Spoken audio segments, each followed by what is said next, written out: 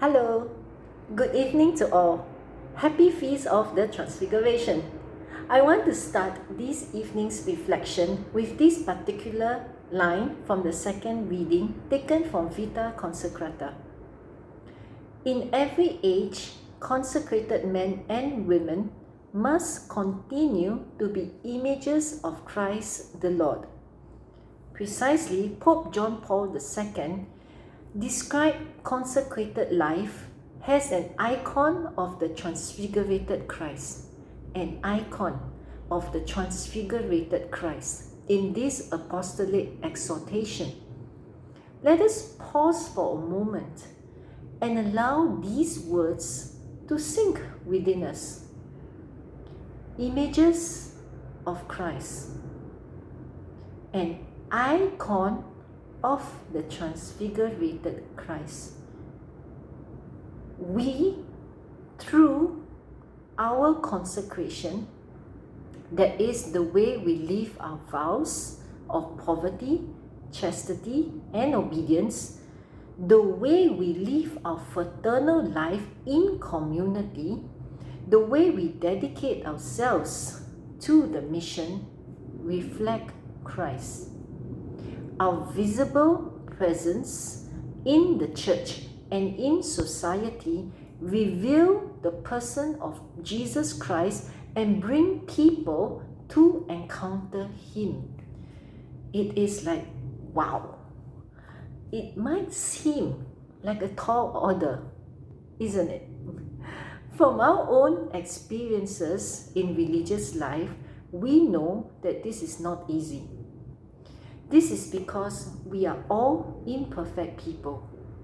In some ways, we are weak and vulnerable. We love others imperfectly. Yet, we are called in our imperfections to be icons of Christ. Jesus invites each one of us to re-enter into a relationship with Him, to reconsecrate ourselves to Him daily. How, as consecrated people, can we keep this relationship with Jesus alive? Let us turn now to tonight's Gospel. And we can find the answer in the very first statement, which states, Jesus took with Him Peter and James and John and led them up a high mountain where they could be alone by themselves. Everything that Jesus did was filled with meaning. So this action of Jesus leading Peter, James, and John up a high mountain has symbolic significance. The mountain is the place where God is revealed. We recall the passage in Exodus where Moses met God in Mount Sinai, and the passage in 1 Kings where Elijah, the prophet, went to the cave in Mount Sinai and encountered God in that still, soft voice. And so the mountain is a symbol of prayer, where one goes up and encounters God. Each and every day, Jesus wants to lead us away from the busyness of doing things, the busyness of daily life, and leads us to this mountain of prayer to be with Him. This is what prayer is all about, to be away from the demands of daily routines and to be with Him. Prayer is relational. It is not just an act of asking God for things or saying sad prayers. It is first and foremost, it is about having an intimate and loving relationship with Jesus, the person who has first called us to follow Him, the one who has attracted us to give up everything for the sake of His mission. I like what Pope Francis said in a conference for the Congregation of Consecrated Life in 2018 regarding prayer and consecrated life.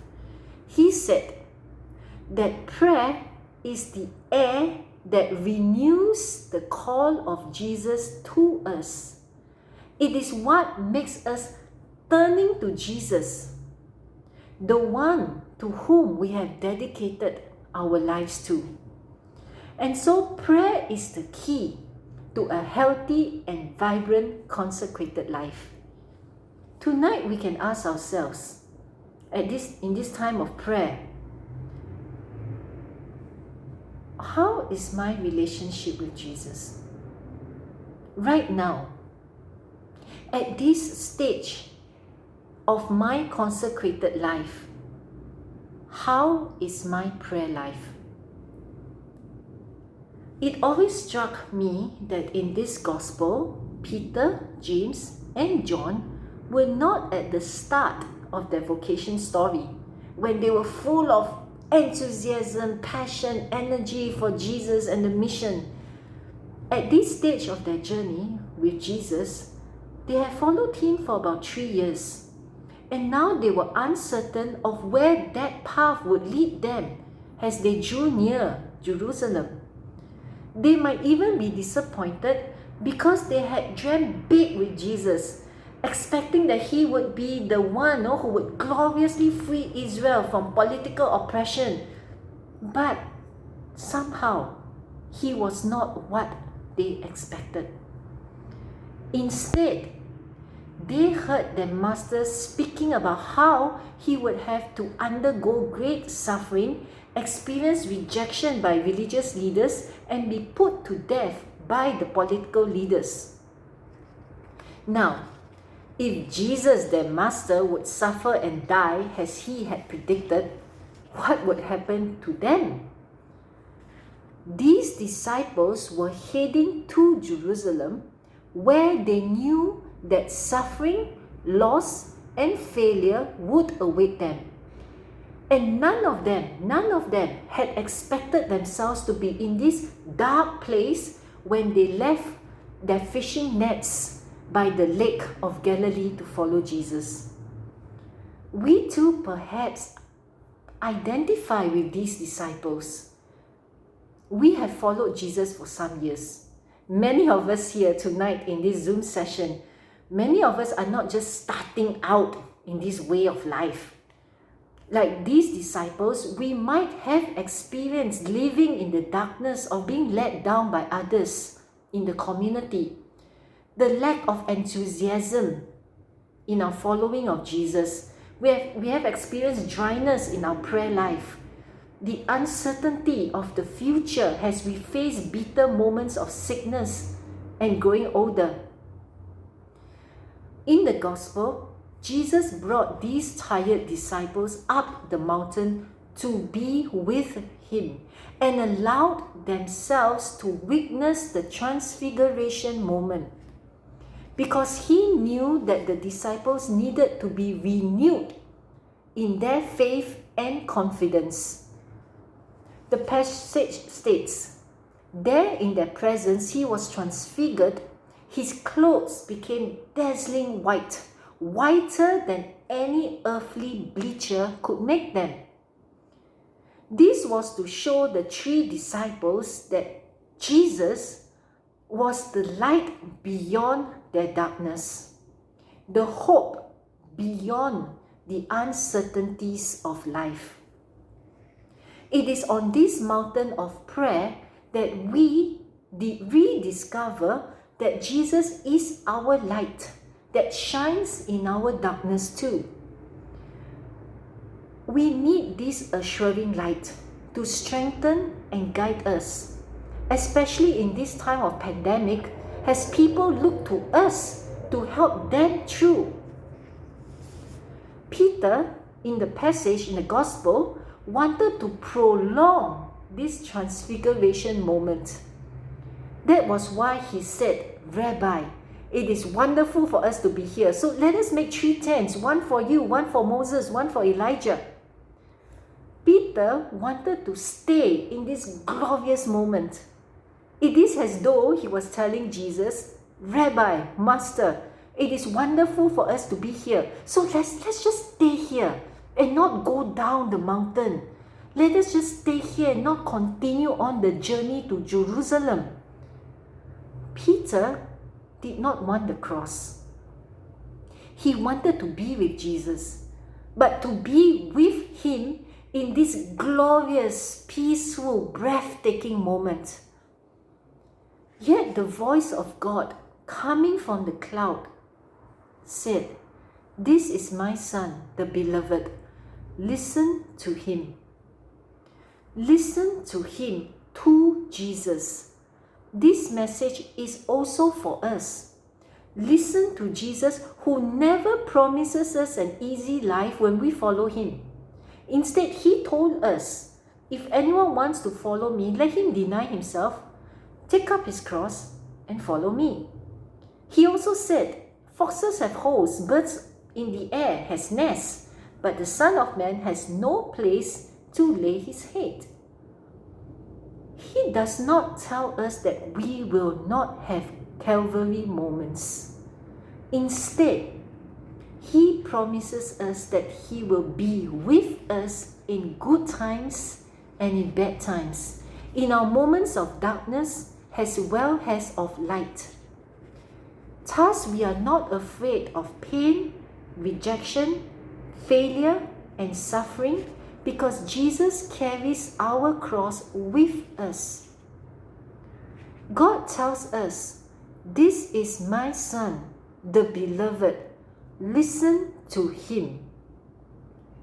Jesus, the Son, is the only one whose words we must listen with trust.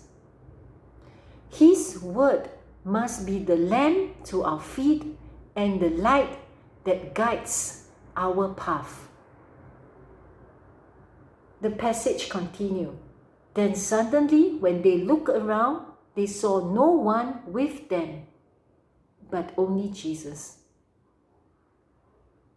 When everything else fades away, when all grand, spectacular, and fantastic event ends, we look up and we see no one but only Jesus. Only Jesus remains here now and forever. Only Jesus. This is who we have with us every single day. Only Jesus.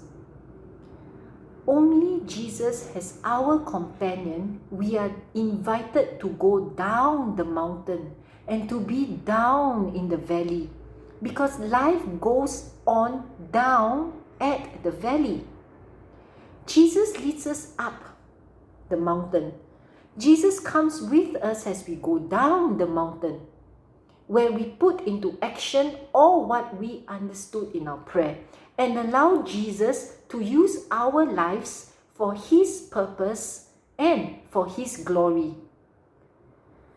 The Transfiguration is not a past event. Rather, it speaks to our present, our today, and invites us daily to go up the mountain with Jesus and come down the mountain with him. And so, in every age, including right now, today, we, consecrated men and women, you and I, must continue to be images of Christ, icons of the transfigurated Christ.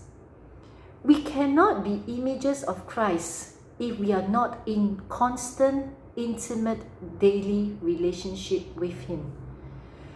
The call each day is to go up the mountain with Jesus, always with Jesus, to be with him, to listen to him, and to allow Jesus to renew our faith, our following, and our consecration.